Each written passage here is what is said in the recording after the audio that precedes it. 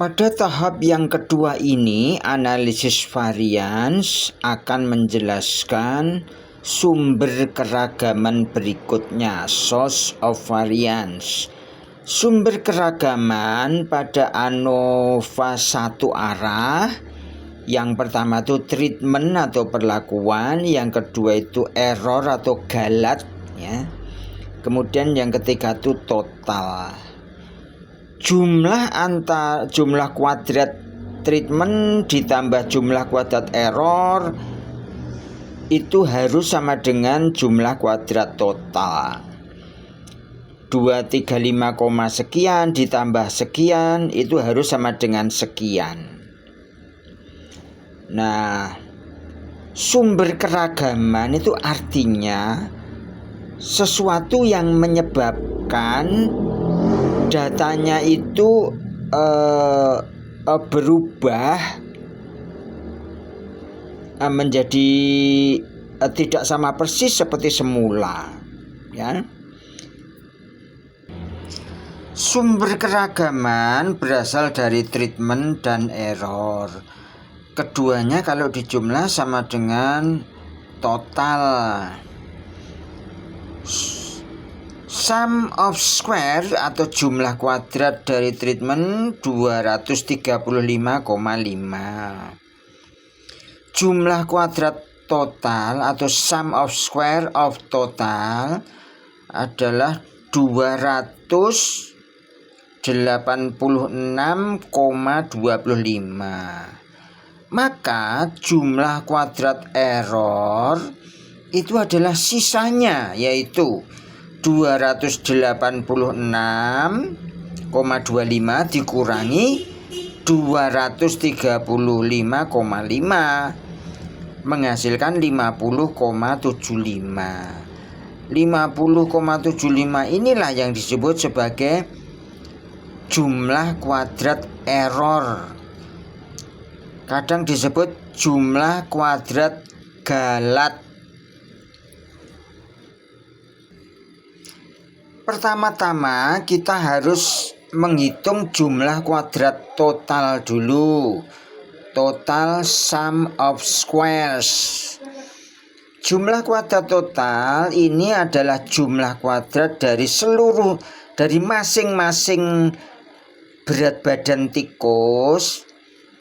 Berat badan tikus dari kolom ke I dan baris ke J itu masing-masing dikuadratkan. Dibagi 1, tapi 1 nggak usah ditulis ya, enggak apa-apa. Mengapa 1?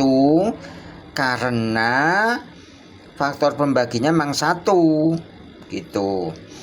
Dikurangi faktor koreksi. Faktor koreksi itu adalah jumlah total dari seluruh data tadi.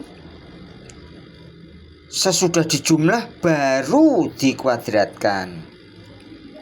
Sesudah dikuadratkan baru dibagi faktor pembaginya, yaitu banyaknya kolom, yaitu 3. Mengapa 3? Karena jenis makanan tikusnya ada 3. Makanan tipe A, tipe B, dan tipe C.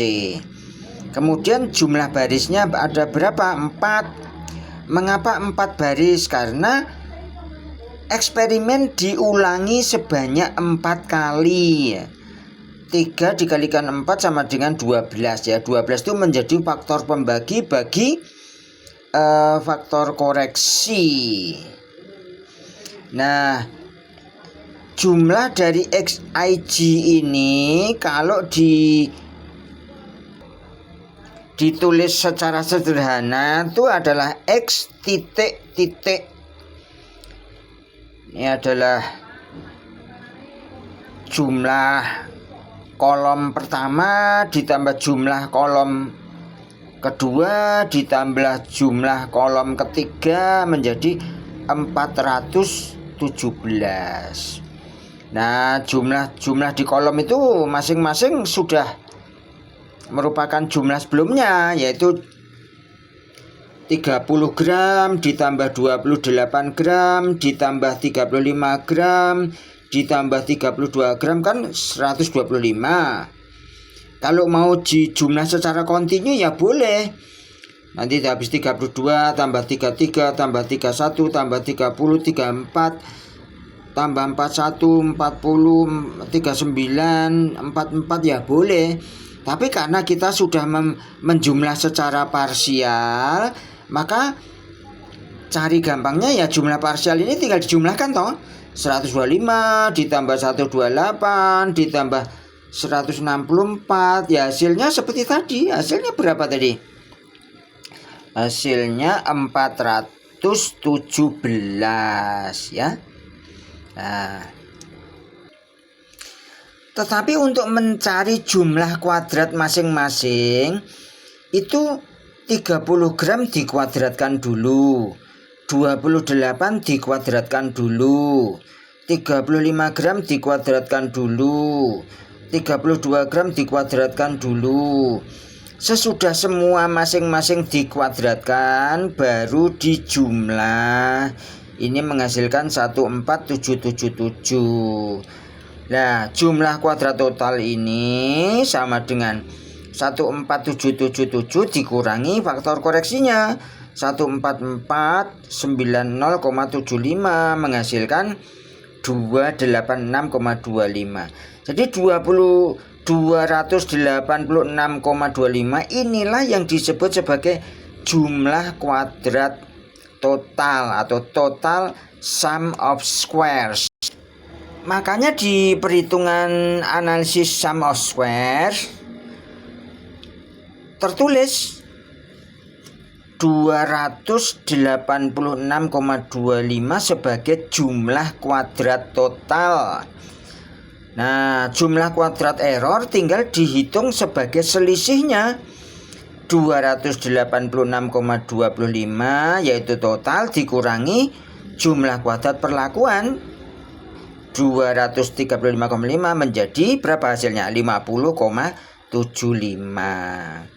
Nah, sekarang yang kita pikirkan adalah derajat bebasnya, degrees of freedom ya.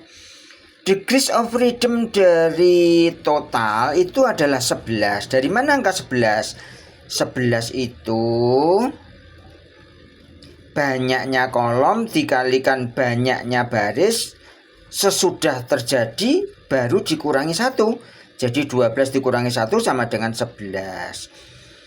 Sedangkan jumlah kuadrat error itu jumlah kuadrat total dikurangi jumlah kuadrat perlakuan, yaitu 11 dikurangi 2 sama dengan 9. Kenapa perlu derajat bebas atau degrees of freedom? Karena ini menjadi faktor untuk membagi jumlah kuadrat tadi menjadi jumlah kuadrat tengah.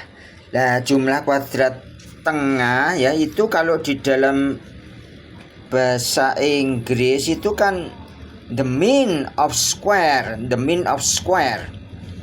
Jadi rataan dari kuadrat. Nah, rataan kuadrat dari error itu adalah 50,75 sudah ketemu tadi dibagi derajat bebas 9 menghasilkan 5,64. Nah, kemudian kita melakukan nilai F hitung. F student berasal dari mean of square miliknya treatment yaitu 117,75 dibagi dengan mean of square miliknya error. Jadi jumlah kuadrat tengah perlakuan dibagi kuadrat tengah galat menghasilkan angka 20,88. Dalam bahasa Indonesia ini disebut sebagai F hitung. F hitung inilah yang nanti akan dibandingkan dengan F tabel kritis untuk menentukan apakah perbedaannya itu signifikan atau tidak.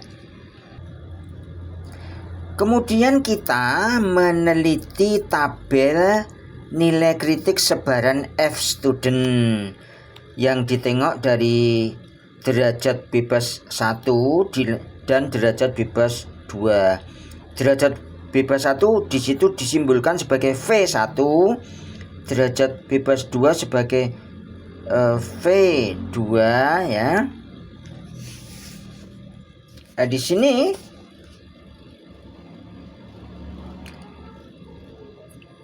V1 itu derajat bebas perlakuan atau derajat bebas treatment. Berapa tadi? Tadi kan sudah dihitung bahwa derajat bebas treatment sama dengan 2 ya, 2 ya. Nah, kemudian derajat bebas galat berapa? Galat itu error berapa? 9 toh.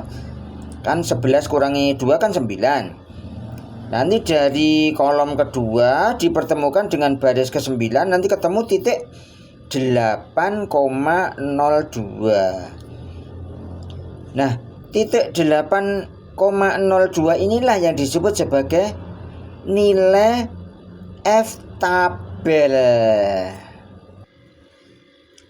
Jadi nilai F hitung ini dibandingkan dengan nilai F tabel. Kebetulan tadi tabel yang Pak Bambang buka itu pada peluang error 0,01, jadi 1% ya. Didapatkan 8,02. Karena F hitung itu lebih besar nilainya dari 8,02 yaitu F tabel, maka bisa disimpulkan bahwa terdapat bukti signifikan bahwa jenis makanan memang berpengaruh terhadap berat badan tikus. Artinya minimal ada sepasang makanan yang berbeda yang menyebabkan perbedaan berat badan tikus. Mungkin makanan tipe A dengan tipe B minimal sepasang. Mungkin juga makanan tipe A dan tipe C, mungkin juga makanan tipe B dan tipe C. Asalkan salah satu pasang itu menyebabkan perbedaan berat badan, itu artinya sudah ada bukti signifikan bahwa memang ada pengaruh jenis makanan terhadap berat badan tikus. Nah, karena di sini tadi tabel yang kita buka adalah yang peluang error maksimal 0,01, 1%, maka kita menyatakannya sebagai ada bukti sangat signifikan bahwa. Nah, tetapi kalau misalnya kita membuka di tabel yang alfanya 0,05, artinya peluang errornya boleh sampai maksimal 5%, maka keputusannya berbunyi ada bukti signifikan saja. Jadi tidak ada sangat. Jadi kalau yang di atas tadi kan ada bukti sangat signifikan. Kalau yang di bawah ada bukti signifikan, ya, begitu. Nah, kalau peluang errornya diperkecil lagi menjadi 0,001, nanti keputusannya lain lagi, yaitu amat sangat signifikan bahwa.